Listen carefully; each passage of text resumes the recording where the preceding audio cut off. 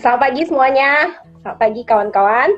Selamat Pagi. datang di acara IG Live Chan Medan dan Chan Indonesia. Hari ini kita akan mengadakan bincang-bincang edisi Mindful Parenting dengan judul Gelar Tanpa Sekolah. Perkenalkan, nama saya Sumi. Saya moderator hari ini dan hadir bersama saya hari ini adalah sahabat saya, teman untuk berbagi perjuangan parenting dan juga teman diskusi bagaimana untuk menerapkan mindfulness atau praktek Chan ke dalam proses mengasuh anak dan membesarkan anak. Nah, mari kita sambut narasumber kita hari ini, Wiratna Sari Wiguna. Pagi, makasih Sumi. Apa kabar teman-teman semua?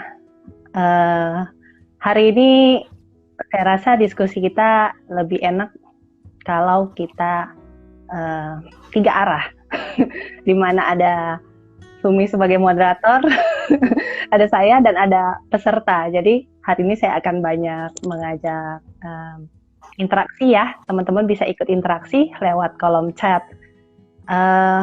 Mungkin saya perkenalkan diri dulu. Saya temannya Sumi.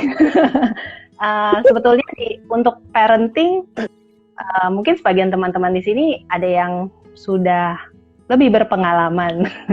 Untuk saya sendiri, pengalaman saya baru 11 tahun lebih. Tapi kebetulan karena saya memulai peran parenting ini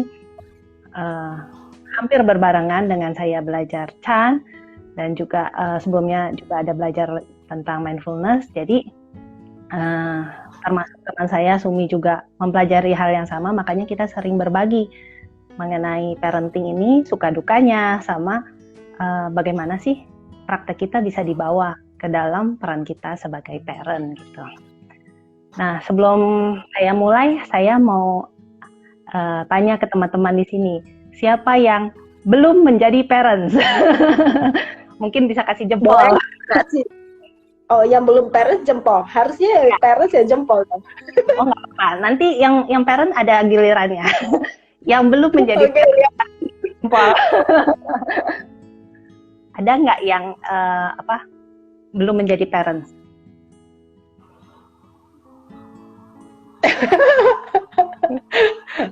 Ada. Teman-teman yang belum menjadi parents mungkin boleh memberikan tanda jempol. Ini survei. Survei dulu, survei.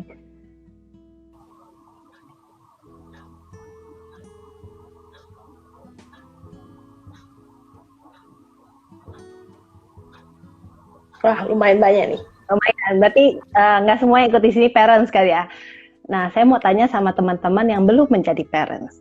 Teman-teman tahu nggak kira-kira, kan sekarang belum menjadi parents.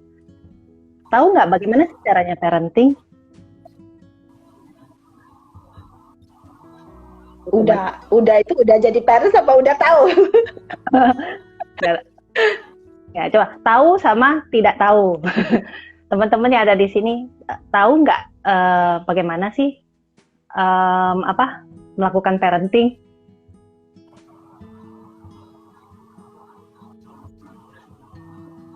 Anak dikasih makan ya. Berarti tahu ya? Makan. Makan, harus kasih makan. Tahu. Okay. Ada yang tidak tahu. Ada yang ragu-ragu. Mau apa enggak ya? Nah, sekarang gantian pertanyaannya buat teman-teman yang sudah punya anak. Yang sudah punya anak, apakah waktu begitu punya anak langsung tahu bagaimana ya melakukan parenting? Nih, kali ini buat giliran para orang tua, silakan tinggalkan komen. Apakah tahu bagaimana mendidik anak begitu saat menjadi orang tua? Oke.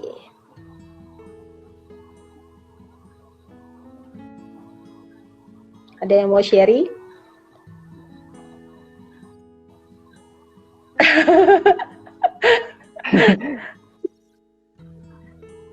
Ya, kadang-kadang mungkin ada lag, jadi teman-teman jawabnya juga ada jarak waktu ya.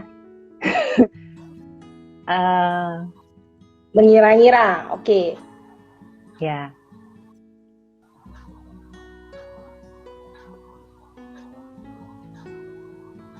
Oke, jadi sama seperti tadi, sebagian tahu, sebagian tidak tahu, sebagian mengira-ngira, sebagian bingung, tahu apa tidak tahu. Hasil survei terbaik dapat toples kaca atau enggak? Wah, ini kita tanya moderator. Kita tanya kepada komunitas Chan, mungkin bisa Tupperware. Oke, silakan lanjut. Oke, saya lanjut ya. Biasanya kita itu disebut sebagai orang tua atau parents ketika kita punya anak, bener gak?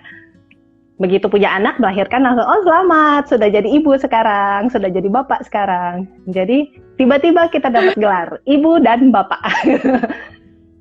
Tapi gelar ibu dan bapak ini sebetulnya seperti dengan gelar itu mengikuti juga banyak hal-hal yang tersirat di dalamnya. Misalnya kita anggap ibu itu pasti pengasih, ya kan? Orang tua itu punya bonding sama anaknya, punya ikatan emosi, punya naluri keibuan. Itu biasanya pandangan umum ya, pandangan umum tentang orang tua itu seperti itu. Tentu saja juga ada pandangan mengenai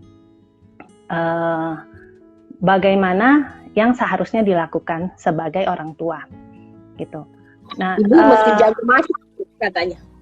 Iya, ada juga yang begitu. Jadi ibu harus jadi pintar masak karena kenapa? Karena parenting itu kan namanya parenting. Kalau gini, bicycling atau running berarti sedang berlari. Parenting sedang menjadi orang tua.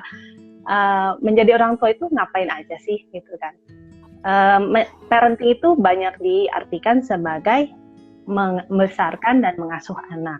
Jadi yang dilakukan para parent atau orang tua itu adalah membesarkan anak, membimbing anak, tidak hanya dari segi fisiknya, yang artinya kita kasih makan, kita rawat, gitu supaya tumbuh sehat, besar, tapi juga secara mental, emosional. Kita peduli sama kesejahteraan dia secara mental ya, dibanding emotional well-being. Kita peduli pada perkembangan sosial emosionalnya. Jadi parenting itu sebetulnya tidak cuma soal kita kasih makan biar gede gitu, tapi juga bagaimana kita membesarkan dia, kita istilahnya menumbuhkan lah ya anak-anak itu dari kecil sampai menjadi manusia yang dewasa gitu. Nah, apakah parenting ini secara alami muncul? Begitu kita jadi parent, apakah kita tiba-tiba jadi punya semua kemampuan parenting ini? Kan tadi biasanya gini kan, parent itu harus bisa mendidik anak, membesarkan anak. Apakah secara otomatis kita punya? Nah, tadi kan saya tanya nih, teman-teman yang belum punya anak, udah tahu belum? Ada yang udah tahu, ada yang belum tahu, ada yang ya kira-kira lah ya. Nah, begitu punya anak, apakah kita tiba-tiba tahu? Nah, saya tanya sama Sumi tadinya sebelum punya anak tahu nggak parent itu ngapain aja? Terus apakah begitu anaknya lahir, ceng-ceng, tiba-tiba dapat pengetahuan banyak gitu, bagaimana membesarkan anak? Kalau saya pribadi sih tidak ya, karena saya dari kecil juga tidak mengasuh adik-adik gitu. Jadi ketika baru melahirkan anak, saya juga bingung, ini mau ngapain gitu. Bahkan tidak hanya itu, pernah satu kejadian, saya ke rumah kakak saya bawa bayi saya berumur 1 bulan. Nah, karena bayinya tertidur, jadi saya taruh di sofa bed. Ya, saya ngobrol dengan kakak saya. Setelah selesai mengobrol, saya mengajak suami saya pulang. Pas saya lihat ke sofa bed itu, kok ada bayi ya? Bayi siapa itu?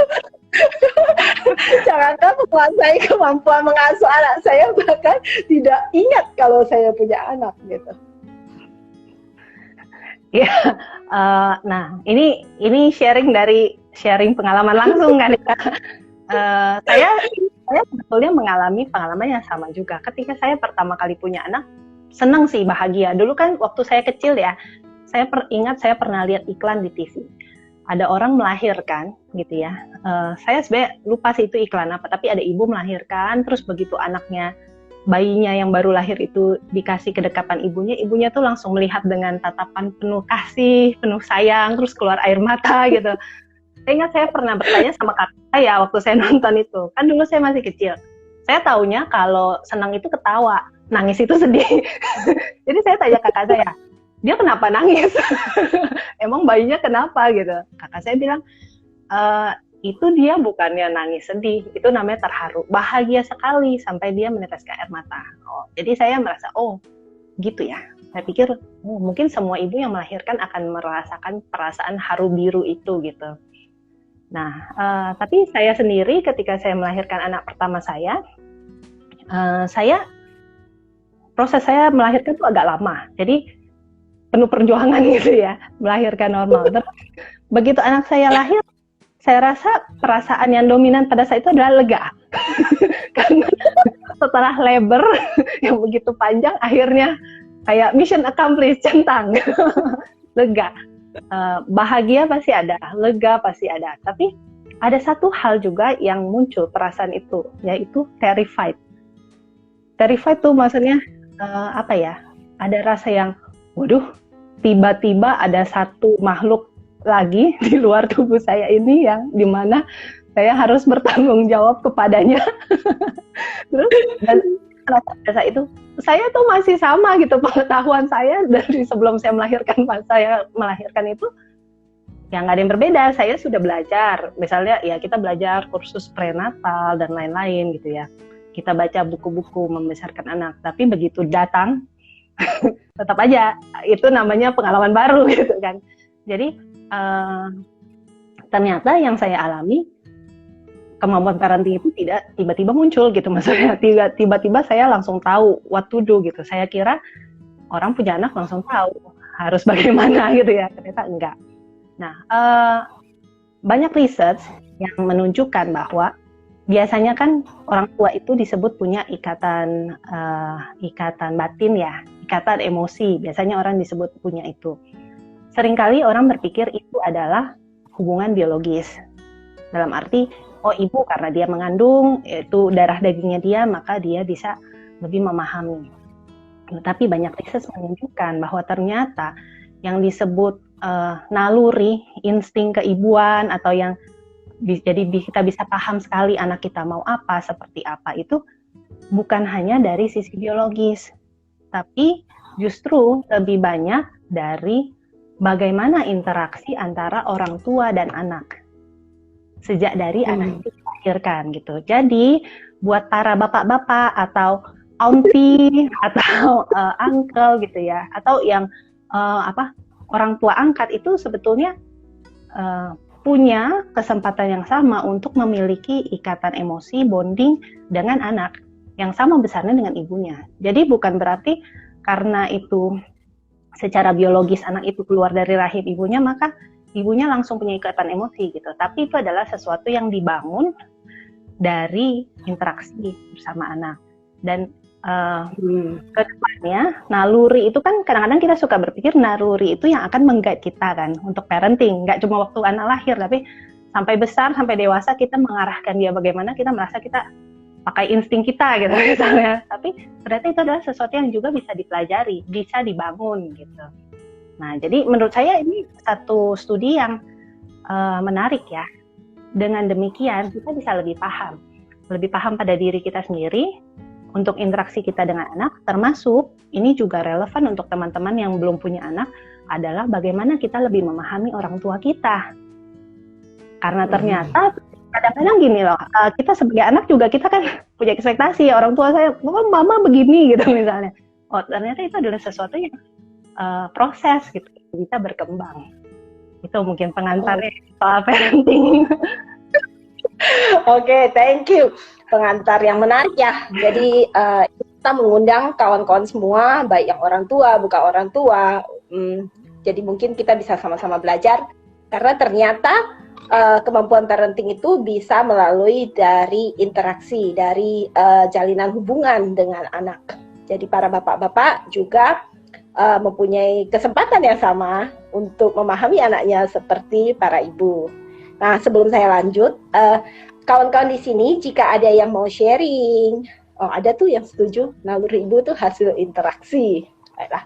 Nah, jika ada yang mau sharing, ada yang mau bertanya, silakan tuliskan di kolom komen.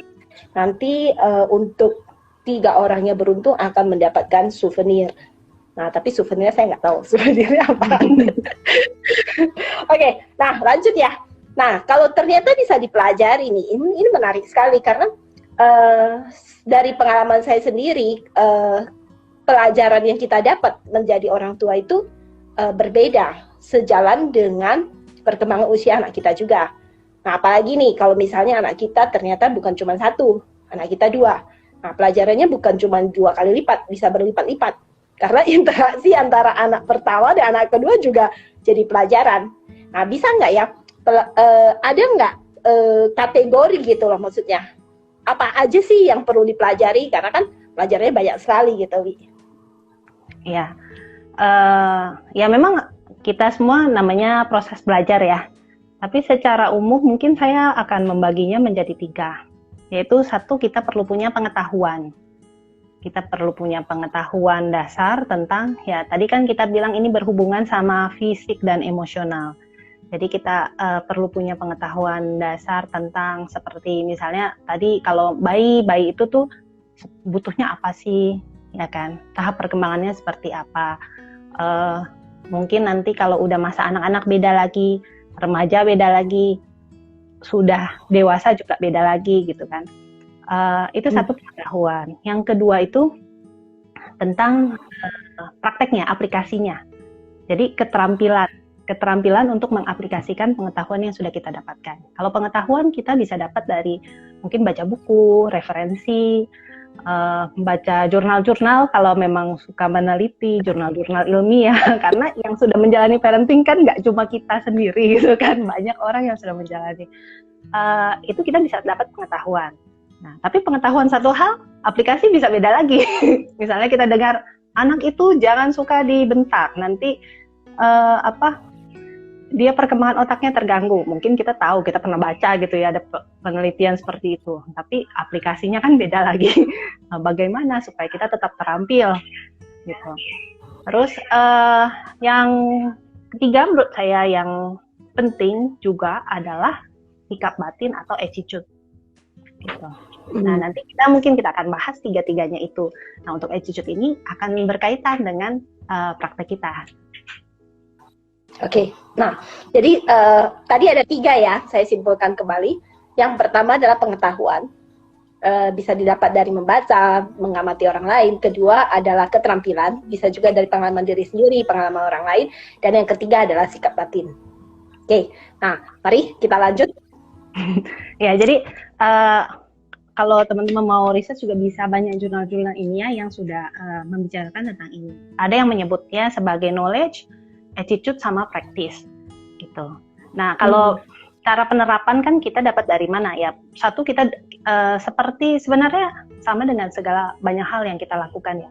Setelah kita tahu, biasanya kita cari tahu, oke, how to gitu, bagaimana. Lalu kita mulai menerapkan. Tapi kenyataannya tak ada satu buku manual yang paling tokcer untuk melakukan peran parenting, benar gak? Karena kenapa? Setiap anak itu kan individu yang berbeda, punya karakteristiknya beda-beda. Kita juga sebagai orang tua itu punya karakter yang berbeda-beda. Jadi tidak ada satu cara fit all gitu. Aku rasa ini satu pengetahuan yang kita perlu tahu juga ya. Jadi banyak cara gitu.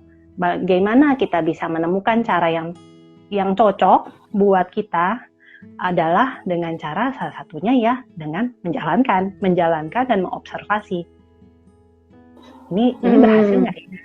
Nah, terus bisa juga dari tukar pikiran, berkomunikasi sama teman-teman yang juga mengalami sesama praktisi parenting gitu, sesama orang tua gitu, bisa tukar pikiran juga. Oh, mungkin cara kita nggak berhasil, cara rekan kita berhasil. Nah, ini bisa bikin kita lebih banyak cara-cara terampil dalam menjalani peran kita sebagai orang tua. Gitu. Ini mirip dong ya sama ini mirip dong ya sama praktek mindfulness kita sendiri gitu loh. Katakanlah praktek meditasi, di mana kita belajar dulu, terus kemudian kita coba jalankan, kemudian habis itu kita observasi. Betul banget. Ini gimana hasil yang kita jalankan itu mendekati ke arah yang kita mau atau tidak gitu.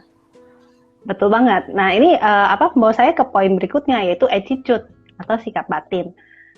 Menurut saya satu hal yang penting itu adalah salah satu yang penting adalah bagaimana sih sikap batin kita dalam menjalani ini. Kita mungkin udah tahu pengetahuannya, kita tahu cara-caranya. Tapi sikap batin kita seperti apa? Sikap batin itu biasanya kalau di jurnal-jurnal itu disebutkan dia berhubungan sama cara pandang kita, sama cara kita bersikap. Cara menyikapi dari batin kita. Cara gitu. sikap, oke. Iya, cara menyikapi. Gitu. Jadi yang pertama cara pandang. Bagaimana sih kita memandang proses parenting ini, ya kah? Apakah kita merasa ini sebagai kewajiban yang menjadi beban, atau ini adalah tanggung jawab yang kita bisa jalankan dengan semangat bertumbuh bersama gitu. Kalau saya lebih prefer adalah untuk melihat ini sebagai satu perjalanan praktek ya. Ini bagian dari praktek gitu. Bagaimana selama perjalanan ini ada yang harus kita lakukan, tapi sambil kita bertumbuh bersama. Jadi dalam proses parenting itu yang tumbuh bukan cuma anak, kita yang dibesarkan, ditumbuhkan itu bukan cuma anak, tapi kita sebagai orang tua juga bisa ikut bertumbuh bersama gitu. Itu menurut saya cara pandang yang kalau sekarang saya melakukan itu, saya merasa perjalanan jadi triki gitu. Alih-alih kita merasa ini sebagai satu kewajiban yang waduh saya jadi bebannya besar nih, tanggung jawabnya besar gitu kan, tapi kita jadi bisa termotivasi malah untuk jadi menumbuhkan diri kita untuk jadi lebih baik, untuk lebih sadar dan sebagainya gitu. Ya, karena perbedaan cara pandang itu ternyata pengaruh ya. Satu bisa kita sikapi sebagai beban, atau kita anggap itu tanggung jawab, atau itu kesempatan untuk bertumbuh. Nah, kalau kita melihatnya sebagai kesempatan bertumbuh, ini berarti dua-duanya untung ya. Anaknya untung, orang tuanya juga untung gitu. Ya, jadi yang tumbuh nggak cuma anaknya doang, tapi orang tuanya itu juga tumbuh. Bagaimana sih orang tua bisa tumbuh dari memandang ini? Mungkin salah satu yang saya pakai sebagai acuan itu adalah bagaimana kita memberikan teladan. Kalau tadi kan kita misalnya membesarkan anak itu saya memberikan dia makan, memberikan dia memastikan dia layak hidupnya gitu kan. Tapi di sisi lain, bagaimana untuk perkembangan mental, sosial, emosionalnya? Salah satu yang bisa kita lakukan adalah memberikan teladan, gitu. Memberikan teladan dengan kita ingin memberikan contoh, kita ingin mengajari, kita jadi punya motivasi untuk kita sendiri juga bisa menjalani hidup dengan baik, benar? Oke. Mungkin bisa coba ceritakan satu kejadian spesifik gitu. Bagaimana memberi contoh gitu? Nah, misalnya saya cerita satu hal ya. Saya pernah saya tuh tegur anak saya. Marah banget karena dia itu sibuk nonton YouTube. Anak-anak kan biasanya suka nonton YouTube ya. Nah, saya bilang jangan. Maksudnya kamu udah lama, kamu berhenti dulu gitu kan. Tapi dia tuh terus-terusan dia kayak oke tapi dia terus jalan. Sampai sempat satu saat tuh saya marah sekali sampai saya bentak dia. Habis itu dia marah balik karena dia sakit hati gitu kan, dibentak. Nah, waktu itu akhirnya saya tuh kesel, saya kan juga jadi emosi gitu ya. Terus tapi setelah itu saya sadar gitu bahwa ini bukan parent seperti ini yang aku mau gitu kan. Nah, akhirnya saya coba ajak dia bicara. Saya bilang gini, yang pertama itu adalah kita mungkin kalau saatnya kita merasa kita terlalu keras, kadang-kadang kan mungkin sering dengar ya, ibu-ibu yang menangis malam-malam karena tadi habis ngomelin anaknya, terus merasa nggak enak hati pas malamnya karena merasa bersalah gitu ya. Pada saat saya marah itu, sesaat kemudian saya ingat gitu bahwa mungkin saya terlalu keras. Saya begitu saya melihat anak saya juga jadi kesel gitu terus dia juga jadi diam. Saya menyadari itu, terus yang pertama saya lakukan, saya minta maaf sih. Saya bilang, sorry ya, tadi saya terlalu keras mungkin. Tapi habis itu saya cerita ke dia, saya bilang gitu. Nah menurut saya ini satu latihan yang bisa kita jalankan. Saya mencoba terbuka. Saya bilang, saya tadi keras karena saya sedikit panik. Saya bilang, kenapa? Karena saya takut melihat kamu yang kok gara-gara YouTube aja kamu bisa jadi menghalalkan segala cara. Kamu bahkan bisa berbohong misalnya, atau kamu tuh bisa melakukan hal-hal yang menurut saya tidak sesuai dengan moral conduct lah ya, maksudnya itu hal-hal yang tidak baik gitu. Kamu bisa menuju ke arah kecanduan. Dan saya itu marah itu karena didasari oleh aku tuh takut sebetulnya. Aku tuh takut kamu terjerumus ke sana. Gitu. Nah setelah saya bicara seperti itu, untungnya anak saya mengerti. Walaupun awalnya ya dia dengar, oke, masih kesel kan ya. Jadi dengar aja. Nah tapi menurut saya salah satu yang bisa membuka komunikasi itu adalah keterbukaan. Gitu. Kita perlu sadar juga diri kita itu diri kita apa sih yang mendorong kita untuk melakukan sesuatu. Ketika kita marah misalnya, kita tuh punya perasaannya seperti apa, pemikiran kita seperti apa, ya kan? Terus bagaimana sebenarnya kita mau apa dari anak kita? Nah, kalau kita jelas tentang apa motivasi kita, apa keinginan kita, apa yang mau kita capai, kita mungkin bisa berpikir lebih jernih ya. Bagaimana sih mencapai ini gitu. Dan saya memulainya dengan memberanikan diri membuka komunikasi. Menurut saya ini satu yang kita bisa menjadi model bahwa ya saya mungkin tidak sempurna gitu. Mungkin sebelumnya saya berpikir, aduh saya kan harusnya orang tua yang sabar ya gitu, nggak apa-apa. Tapi kalau kita melakukan satu kesalahan, kita bisa bilang, ya kita bisa mengakuinya gitu, dan dengan begitu kita bisa memberi contoh pada anak kita bahwa orang tua itu juga manusia biasa gitu. Kita mungkin melakukan kesalahan, tapi bagaimana apa yang kita lakukan setelah kesalahan itu yang penting gitu kan. Nah menurut saya dengan begini anak kita juga tidak terjebak dalam pemikiran bahwa kamu harus menjadi sempurna untuk menjadi layak gitu kan. Nah, menurut saya ketika kita melakukan komunikasi, kita jadi bisa menyampaikan gitu bahwa saya melakukan ini atas dasar kasih sayang gitu, tapi mungkin saya belum cukup terampil. Tapi saya bersedia untuk terus bertumbuh gitu, mengembangkan diri saya. Gitu. Menurut saya itu kita bisa ajarkan ke anak kita. Dengan mungkin dia juga paham. Jadi hubungan kita tuh lebih terbuka, lebih enak gitu. Dibanding dari sekedar saya katakan saya buat rules, anak saya harus follow gitu kan. Nah, saya juga mengakui saya juga mengakui perasaan dia, emosi dia. Saya ketika saya bicara saya bilang, "Ya saya tahu kamu suka banget gitu. Kamu lagi suka banget nonton." Tahu itu sangat menyenangkan dan saya tahu lagi enak-enaknya nonton terus dilarang itu pasti nggak enak gitu kan. Tapi saya coba kasih pengertian. Itu sih yang saya coba terapkan gitu ya. Jadi kita buka diskusi lah gitu. Dengan demikian kita bisa lebih saling memahami. Nah menurut saya itu jadi membuka jalan ke depannya kita itu dengan kita lebih open, kita bisa mengkomunikasikan dengan lebih baik sih tujuan dan harapan kita bagi anak gitu. Saya sangat bisa relate ya dengan kejadian ini gitu.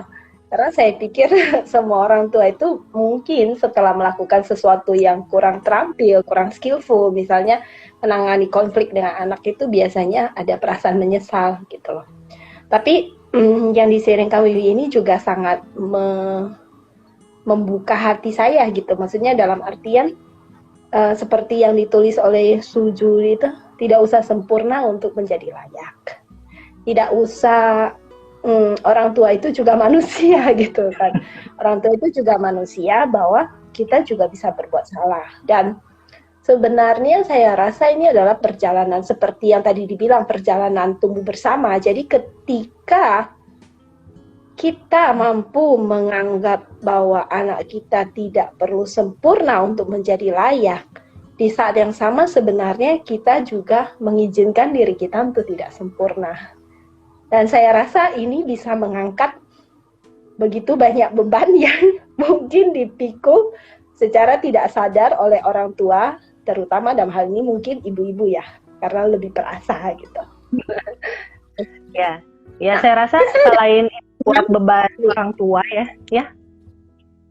Nah, sebelum lanjut ya, saya ada pertanyaan menarik nih. Tadi kan diceritakan bahwa Wiwi mencoba membangun komunikasi terbuka dengan anak dan mengatakan, oke, ini yang saya mau. Ini sebab loh, tadi saya membentak gitu loh. Nah, tapi bagaimana proses sebelum itu, Wi, gitu loh? Kok bisa sadar gitu bahwa Wiwi itu membentak karena khawatir, karena takut gitu loh. Karena dalam kenyataannya, dalam hidup sehari-hari, kita sebagai orang tua, ada banyak hal yang kita kerjakan. Kadang kita lihat anak tidak menurut, atau anak tidak bertindak seperti yang kita harapkan, ya udah kita bawaannya langsung bereaksi gitu kan, boro-boro ingat apa sih motivasi kita gitu, apa sih yang mendorong kita gitu. Nah ini kan satu hal yang menarik gitu, bagaimana bisa mengenali, oh ini loh motivasi saya, ini loh perasaan saya, di pikiran saya, di persepsi saya, sebelum mengajak open communication itu gitu. Mungkin bisa di elaborate lebih lanjut, dijelasin. Nah inilah pentingnya praktek Chan. Jadi praktek Chan atau praktek hidup berkesadaran itu tidak cuma di atas bantal meditasi gitu kan.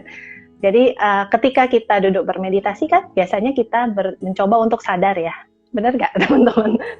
Kita menjalankan metode tapi kita juga berusaha untuk sadar, oh saya seperti ini gitu, pemikiran yang muncul seperti ini, perasaannya seperti ini. Nah, ini kan bisa juga diaplikasikan ke dalam hidup sehari-hari kita, di luar dari bantal meditasi kita.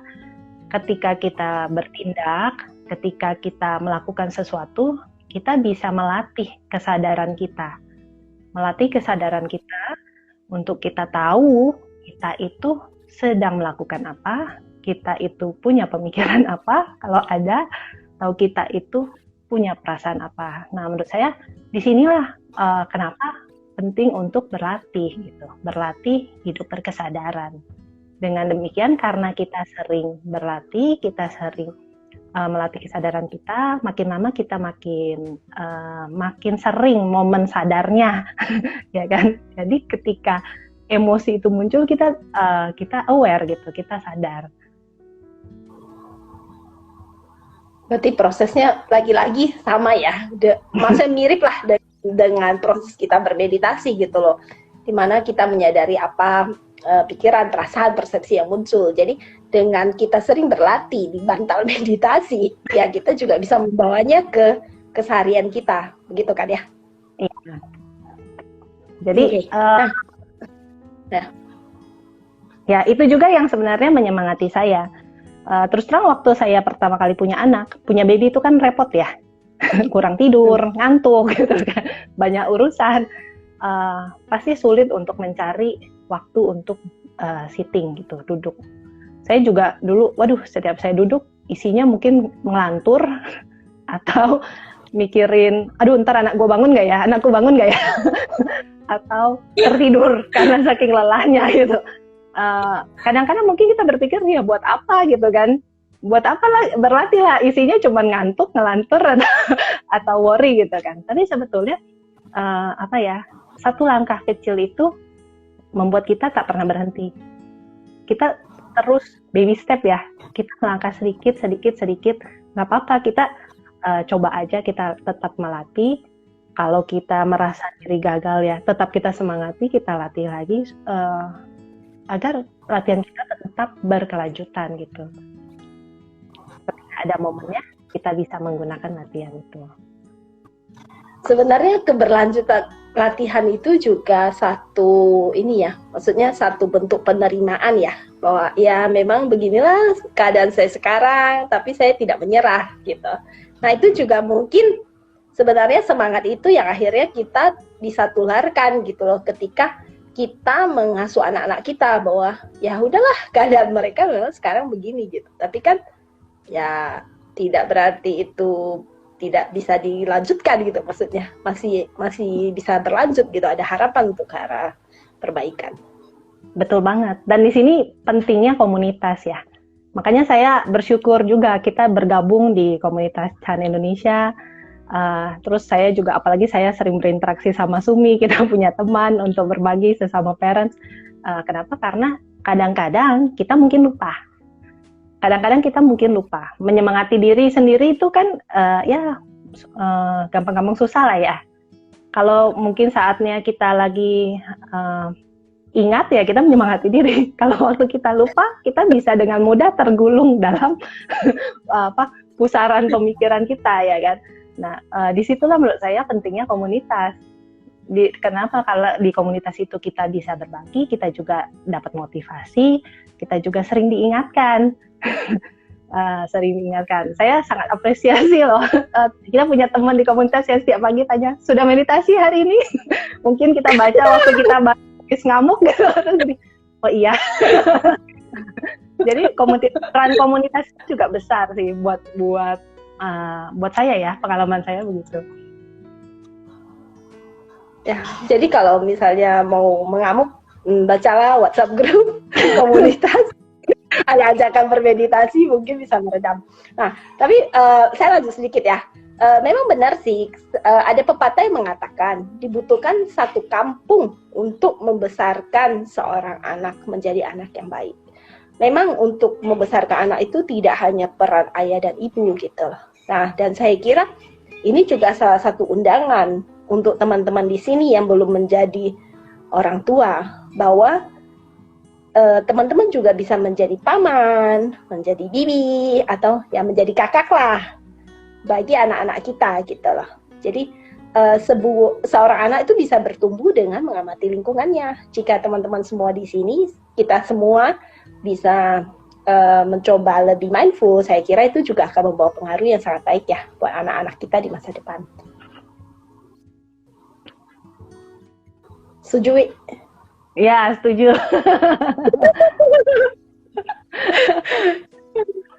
Oke, saya mau lanjut sedikit nih soal dukungan komunitas. Iya, saya rasa dari pengalaman saya sebagai orang tua itu terkadang yang kita butuhkan mungkin bukan nasihat gitu loh.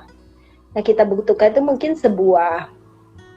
seseorang yang mendengarkan kita saja gitu, dan itu bisa saja bukan orang tua, bisa teman-teman kita yang masih muda ataupun saudara-saudara kita gitu. Dan saya sendiri ada satu pengalaman menarik. Ada satu hari saya mumet banget, saya ingat saya sudah tidak tahu bagaimana menghadapi anak saya, karena rasanya yang saya omongkan itu seperti ke tembok gitu, tidak ada perubahan reaksi gitu. Terus saya mulai bercerita, aduh saya mentok nih. Dan tiba-tiba Wiwi mengirimkan saya makanan. Ya, makanan serupa di depan rumah saya. Dan saya sangat senang sekali gitu lah, apresiasi banget gitu, karena bukan makanan, ya makanannya juga makanan favorit saya sih, tapi makanan itu juga favorit anak-anak saya. Jadi akhirnya itu momen itu malah jadi satu momen di mana saya kayak rekonsiliasi gitu, rekonsiliasi sementara melalui makanan. Nah, jadi saya sangat appreciate itu gitu. Nah, buat teman-teman semua mungkin itu juga bisa jadi salah satu ide ya.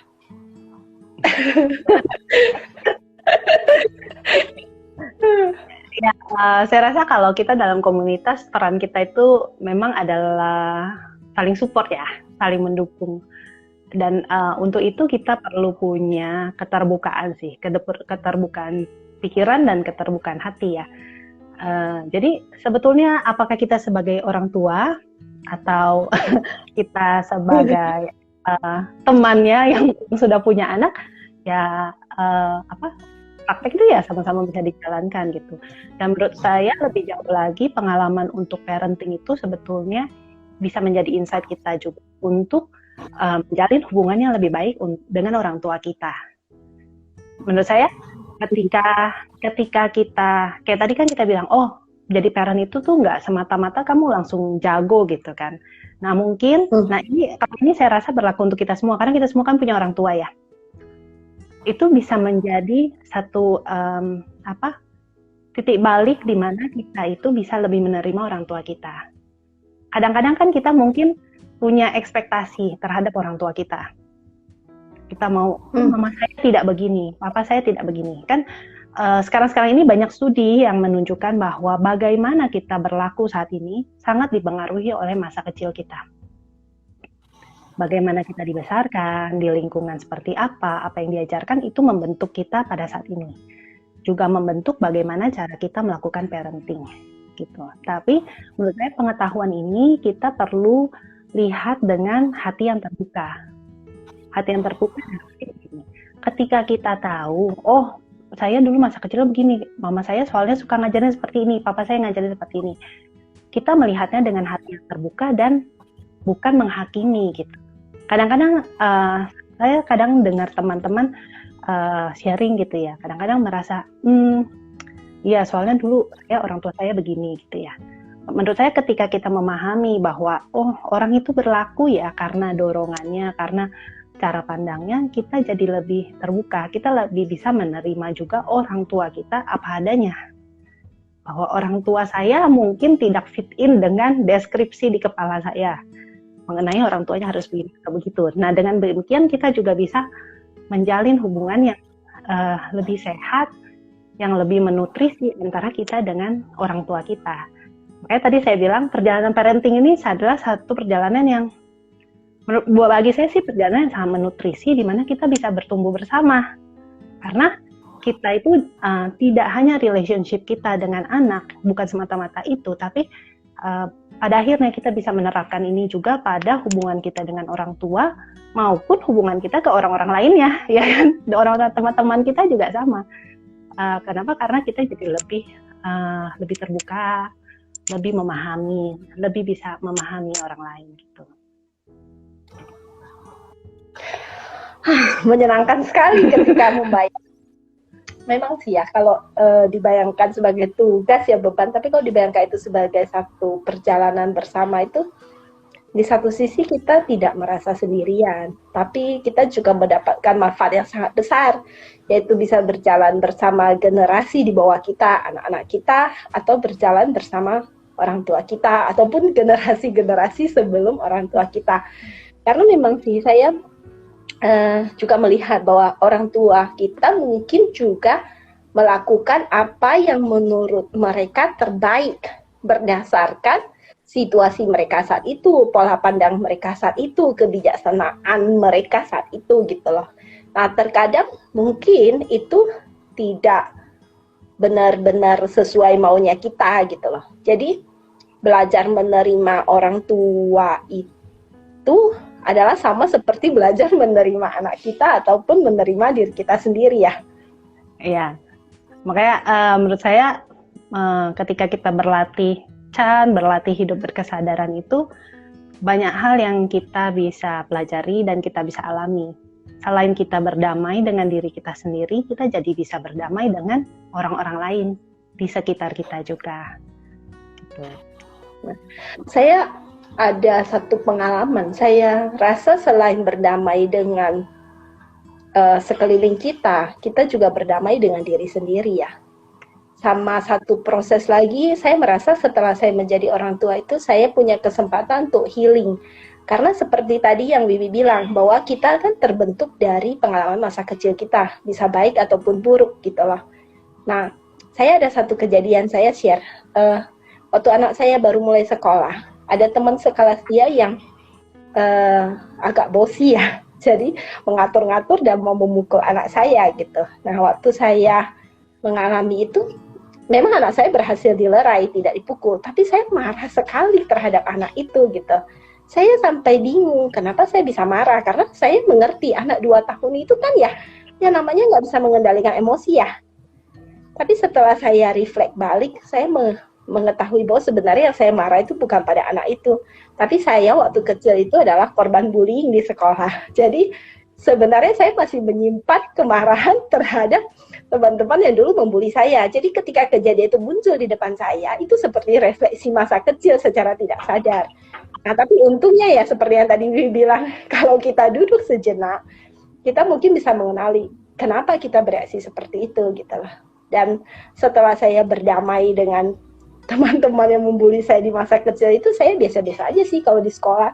Kalau teman-teman anak saya ada yang mau mukul atau apa, ya udah lerai aja, udah nggak kebawa emosinya gitu. Ya, jadi dengan sadar kita, karena kita melatih, kita sadar kita nggak mudah tergulung emosi ya, benar ya? Kita juga ada kesempatan healing. Oke, ini sudah waktunya lumayan. Coba saya lihat ada pertanyaan nggak nih? Sepertinya pada asik-asik aja, nggak ada yang makanya kayaknya. Oh, ini ada pertanyaan dari Jamie nih. Apa perbedaan peran ayah dan ibu dalam membesarkan anak? Ya, perbedaannya apa ya? Ya tergantung ayah dan ibu itu peran di rumahnya seperti apa. Kalau menurut saya sih sama-sama ayah dan ibu itu memberikan peran berperan dalam membesarkan anak seperti tadi kita tahu secara fisik maupun secara emosional. Nah, bagaimana membagi perannya? Apakah ini peran si ibu? Apakah ini peran si ayah? Menurut saya penting juga untuk ada saling pengertian dengan pasangan kita. Daripada kita membagi tanggung jawab itu sebagai ini tugas aku, ini tugas kamu. Tapi bagaimana kita bisa melihat sama-sama arah kita mau kemana sih? Waktu mau parenting kita maunya arahnya seperti apa? Lalu yang kita pikirkan adalah apa yang bisa saya kontribusikan dalam hal ini. Nah, ketika kita membagi peran seperti itu, menurut saya kita akan berjalan bersama lebih harmonis daripada kita membagi perannya saklek terus kita mulai salah-salahan. Kalau bagian kasih makan kan harusnya bagian kamu. Anak kita terlalu kurus berarti kamu yang kurang menjalankan peran kamu. Kalau kita membaginya seperti itu, ada KPI-nya, terus kita nilai pasangan kita berdasarkan KPI itu, akhirnya membesarkan anak bukan jadi perjalanan yang menutrisi, tapi jadi perjalanan penuh batu itu kan. Nah, menurut saya jadi bagaimana kita membagi peran itu, pertama kita harus sama-sama tahu dulu kita itu bisa berkontribusi apa. Kita itu dengan kapasitas kita, situasi kita bisa berkontribusi seperti apa. Dengan demikian kita sama-sama bisa atur. Oh, bagian ini mungkin saya lebih mahir, saya lakukan ini. Bagian ini kamu lebih mahir ya silakan gitu. Saya dengan saling pengertian seperti itu, perjalanannya lebih menyenangkan, lebih positif lah ya. Menarik nih ya. Jadi kita bukan sharing job desk ya, tapi kita kita dasar pemikirannya adalah kontribusi gitu loh, bukan ini job deskmu, ini job desk saya. Nah, ada pertanyaan berikutnya nih dari Dom Anawaya. Bagaimana kalau parenting itu tidak sejalan antara ayah dan ibu gitu? Maksudnya tidak sejalan tuh mungkin caranya ya. Makanya mungkin seperti dalam setiap perjalanan, satu yang penting itu adalah arahnya. Kita itu mau mengarah kemana? Mengarah ke keluarga yang lebih harmonis, ke kesejahteraan anak. Nah, setelah kita tahu arahnya, maka kita perlu bekali diri kita kan dengan pengetahuan dan keterampilan. Kenapa kadang-kadang kita tidak sejalan? Mungkin tujuan kita sih sebetulnya sama. Ayah dan ibu caranya berbeda, tapi kan sama-sama mau anaknya jadi baik kan? Bukannya satu mau anaknya jadi baik, satu mau anaknya jadi jelek gitu. Tapi kita kan masing-masing membawa pandangan kita sendiri. Seperti tadi kita bilang, pandangan kita kan dari masa kecil kita. Mungkin ada yang masa kecilnya bilang, anak tuh harus disiplin. Sedangkan pasangannya bilang, anak itu harusnya dikasih kebebasan, sebebas-bebasnya. Itu mungkin yang bisa menjadi, seolah ayah dan ibu itu berbeda jalur gitu. Nah, untuk itu, satu lagi, kembali lagi komunikasi itu penting. Kita kan sama-sama, arahnya sama, kita punya tujuan yang sama, tapi cara kita berbeda. Nah, kita bisa komunikasi. Jadi, teknik komunikasi tadi yang saya bilang saya coba terapkan ke anak saya itu sebenarnya bisa kita lakukan juga dengan pasangan kita. Kita bisa berkomunikasi secara terbuka, secara sadar. Bagaimana tekniknya? Kita itu kita tahu apa yang kita mau sampaikan. Dan kita juga sampaikan apa yang kita harapkan dari pasangan kita. Nah, pasangan kita juga sama, dia juga bisa kita juga perlu membuka telinga, jangan kita karena ini komunikasi ya, terbuka, saya buka, tapi saya nggak mau dengar kamu gitu. Ya, jangan gitu juga, kita juga perlu bersedia membuka hati kita, membuka pikiran kita dengarkan. Pasangan kita itu inginnya seperti apa, harapan dia terhadap kita seperti apa. Setelah itu baru bisa terjadi diskusi. Bagaimana ya kita mau melakukan ini gitu. Nah, ini kan masalah komunikasi ini berarti kepakai banget dong ya praktek Chan-nya ya. Ya, kan ada istilah apa? Mindful communication ya. Ya, maksudnya terkadang-kadang kita berkomunikasi itu untuk mencapai fokusnya itu hanya ke tujuan gitu loh. Seringkali kita lupa juga prosesnya, maksudnya batin kita gimana. Jadi, sedangkan komunikasi yang tadi contohkan itu kan, kita juga mengatakan nih, ini perasaan saya seperti ini, harapan saya seperti ini gitu. Dan itu menurut saya komunikasinya itu selain menyampaikan keluar itu juga mereflek ke dalam gitu. Bukan cuma saya maunya ini gitu. Ya, dan jangan lupa keterbukaan hati ketika kita berkomunikasi. Karena kalau kita komunikasi tapi kita itu tidak membuka hati kita, ya akhirnya kita cuma ngotot-ngototan. Ceritanya awalnya, mari kita berdiskusi bagi anak kita. Di ujungnya jadi lempar piring. Nah, kita, menurut saya keterbukaan itu juga perlu juga. Bahwa, oh ya ternyata seperti ini gitu. Jadi, dengan kita lebih paham, kita lebih bisa menerima, kita belum tentu setelah kita komunikasi, kita langsung ketemu satu cara mujarab kan, benar ya? Jadi saya rasa, tapi pertama bangun dulu komunikasinya. Oke, baiklah. Nah, ini waktunya ini udah mau habis nih. Kita cuma ada sekitar 3 menit lagi. Nah, ada lagi pertanyaan atau sharing dari teman-teman. Sambil menunggu itu saya mau menginformasikan. Nah, tadi kan Wiwi sharing banyak nih bagaimana praktek meditasi menjadi mindful itu membantu dalam proses parenting. Nah, kita mau mengajak kawan-kawan untuk berlatih bersama-sama setiap Selasa pukul 7 sampai 9 melalui Zoom bersama komunitas Chan Ekayana.